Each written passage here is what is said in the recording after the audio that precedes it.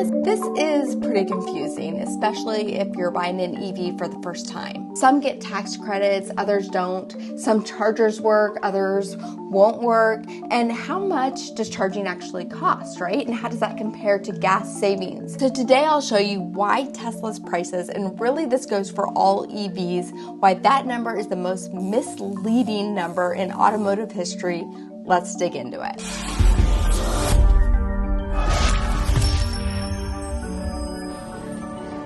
And check this out, it is not just Tesla's game anymore. We are going through this huge transition right now in the EV space. More and more OEMs are committed to going electric. And I've added chapters into this video so you guys can jump to any section that you like. Please just make sure that you're subscribed. I also want to thank Climate Power for helping sponsor this video. Last week marked the start of National Drive Electric Week, and you guys might remember we had one of the first Model X's ever built, and we had it at a Drive Electric Week quite a few years ago, and so many people came up to us back then to learn about Tesla. Now is 2023, and as of July, EV adoption accounts for 10% of cars sold in the US, more than doubling what it was last year at this time. And in states where incentives are the highest, like California, for example, 21% of cars on the road are already EVs, and that number is expected to be 94% in the next decade. So clearly the tipping point is here and the shift is already being made. If you're new here, my name is KIMJAVA, and I've been driving electric for about 10 years now, and I've probably driven over 200,000 electric miles, and I've saved a ton in fuel and maintenance costs, but I've also learned that there's some costs that you wouldn't necessarily know about unless you've been driving an EV for a while. With Tesla, which accounts for about 3 out of every 4 EVs on the US roads right now, they've started an entirely different approach to selling cars, where they've cut out the middleman and you literally do it all from your computer yourself. So Tesla's website does estimate probable savings, but I want to show you what that number looks like with actual savings with our 2018 Model 3 that has over 70,000 miles on it. And I think what might surprise you is when I show you the detailed estimates of a true cost to own of a Model 3 right now versus a BMW 3 Series, both with near identical starting prices. So if you guys have been watching our channel for a while, you know that we have a 2018 Model 3. So I'm going to give you guys the true breakdown when it comes to the cost of ownership, maintenance, hidden fees, and fuel that we've spent on our car. So we have the rear-wheel drive long-range Model 3, and it cost us about $54,000, and we qualified for the $7,500 US tax credit, which effectively made our purchase price a little over $46,000.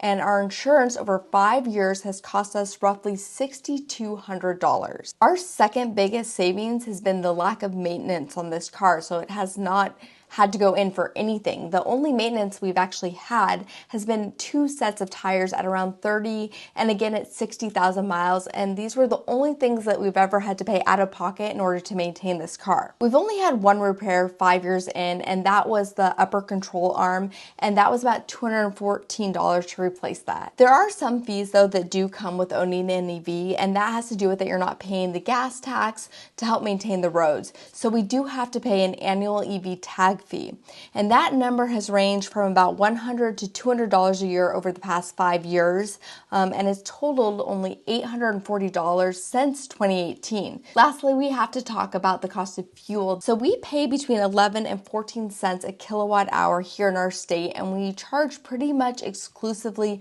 from home with the exception of some of the road trips that we go on where we do supercharge. So our electricity for the miles that we've driven has totaled around $2,300. All right, so that's where we stand, with the big takeaway being that the savings in fuel costs and the lack of maintenance have basically made this the most hassle-free car that we've ever owned. And we were coming from another EV. We had a Nissan Leaf before this, but there's a really cool study from a venture capital firm called Loop Ventures where they looked at the long-term cost of ownership of a Model 3 versus gas cars, both of similar price and cheaper than a Tesla.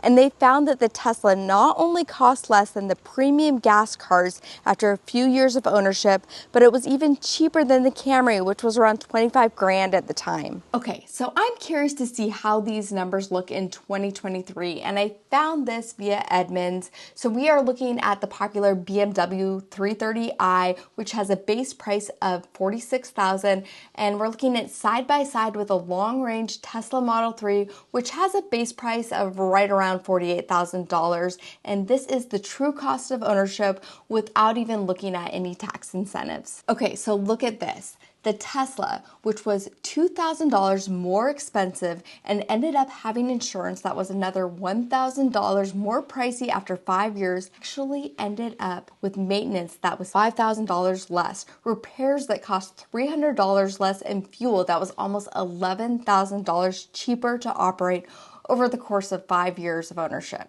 On the other hand, the BMW was actually $2,000 cheaper at the outset, but ended up costing you almost $14,000 more for its true cost to own. And what I'm getting at here is that, you know, when we looked at the other study, there was this big spread when you looked at the initial cost of the vehicles, but now the cost of a Tesla or an EV is almost at parity with these gas cars when you first go to buy them. You don't need the incentives, and the savings are immediate. Remember, we didn't apply any of the $7,500 federal tax incentives or any local incentives to this equation, but we still ended up with $15,000 more in our pockets. So I've talked a lot about how our family has either leased or owned 5 EVs over the past decade, and honestly, we've avoided going to a gas station since 2012. So obviously there are a lot of savings when it comes to owning an EV that we've talked about, but there's also some added health benefits that sometimes people don't even think about. So I'm lucky that we have a meteorologist in our family who also happens to be my husband, and he's talked a lot about air pollutants, so I'm going to let him take over here. Yeah, this is a big area that we cover on TV as well, and oftentimes you have these extended dry spells, air pollutants on the increase, and people think that's really a major issue in places like India or China where pollutants are at all-time records. But then in the US, you're often surprised to find out that transport actually accounts for about 70% of petroleum consumption, and it's the leading source of CO2 pollution as well. And Kim, combustion particles are about 25 times smaller than the average width of a human hair. So you think about what that translates to for the average person outside during any sort of high smog days. And these particulates are able to easily get into your lungs, easily get into your bloodstream, become the leading cause for lung disease and respiratory illnesses. And we see how this becomes a big deal over time, impacting a lot of people. And EVs, of course, have zero tailpipe emissions, which its benefits maybe are not felt immediately, but then long term that impacts everyone as well. Plus, the lifetime emissions of EVs are about 67% less than traditional cars, and that's even taking into account the manufacturing process of the EVs itself. Now, what's really fascinating, Kim, is the American Lung Association just last year did a long-term study looking at what it would mean for everyone by 2050 to transition to 100% EVs and how that kind of translates into health benefits. And they found that if everyone was to transition to EVs by 2050, that would result in about 100,000 fewer deaths when it comes to lung-related illnesses related directly to internal combustion engines, and 2.8 million fewer asthma attacks, and 13,000 fewer sick days by 2050. So I think about this a lot with our daughter because she has asthma, and we definitely notice a difference on days where the air quality is worse. Yeah.